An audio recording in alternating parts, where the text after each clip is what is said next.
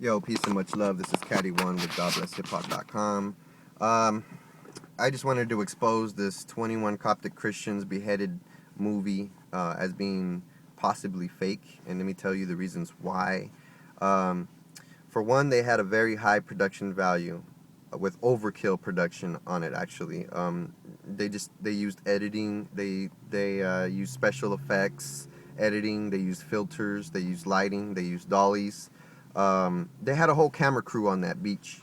Another thing people did not really realize is when they're walking on the beach and you see them at one angle and then it flips to another angle behind them and you don't see it, where a camera should be when in the first angle that you saw, that means these people walked more than once. This was done more than once. Just like, action, scene, boom, next angle, scene, boom. This is how movies work. I work in the film industry. I've shot and directed music videos, and I've been in on movie sets. I know exactly how it works, and they didn't just do this in one shot. The guy didn't just speak perfectly in one shot. You know what I mean? All this took practice, preparation. Okay, so that's one discrepancy. That's the number one discrepancy. That's the flag that made me think, wait a minute, something's not right here. Why would they need all of this equipment? Why would they need all of that to get a bloody message across? A few years ago, there was a journalist who was beheaded, and all they did was use a camera phone or like a regular camera. No edits, no logos, no nothing, right? No cutaway shots. They just cut a man's head off, and and that's all they needed to do. So you have to ask yourself, why the overkill? Why all the lighting and why all the flashy clothes and equipment? You know what I mean? Discrepancy number two. These men were held prisoner for over 45 days. Okay. They were reportedly beaten and abused and tortured. Look at the video. Look at their faces. You tell me if any of them look like they've been beaten or tortured. You tell me if any of them look like they've been in a prison for 45 days. Some of them are shaved, and some of them are not. Why did they allow them to shave? Why let them shave? Why let them shower? They looked clean. They did not look dirty. They didn't have bruises on their faces. They didn't look really scared. There's so many discrepancies here. Why would they feed and allow prisoners to eat and drink and shave? It doesn't make any sense. These men looked healthy. They had brown pigment to their skin. They weren't pale. They weren't malnourished. Okay, a prisoner of war they don't look like prisoners of war. They look like they just came out of a hotel or something. But if this is real and you know these people personally and you're seeing this video and you're offended by what I'm saying, I'm sorry. You know what I'm saying? Please forgive me. I'm not trying to say that Christian persecution is not real, because I know Christian persecution is real. I've seen videos of real Christians being persecuted, uncut, unedited, raw, with no lighting. A man being dragged naked through a town for being a Christian, beaten, while people yell Allah Akbar over him and stab him, and he's bleeding. There's obvious signs of abuse. And where's the outcry for that man? Where's the outcry for all the Africans who were burned alive in their villages for being Christian?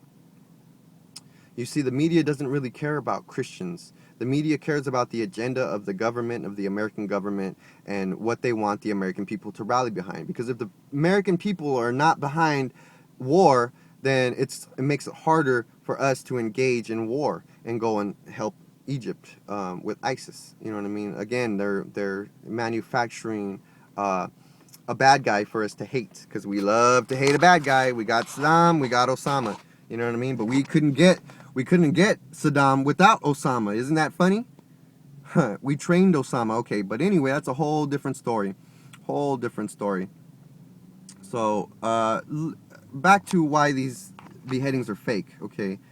Somebody posted a link to the Huffington Post, showing me, stories about the victims, and a few people had pictures of the victims, of the men, and so I looked at these pictures. Then I went back to the video and looked at the video. You can do this yourself.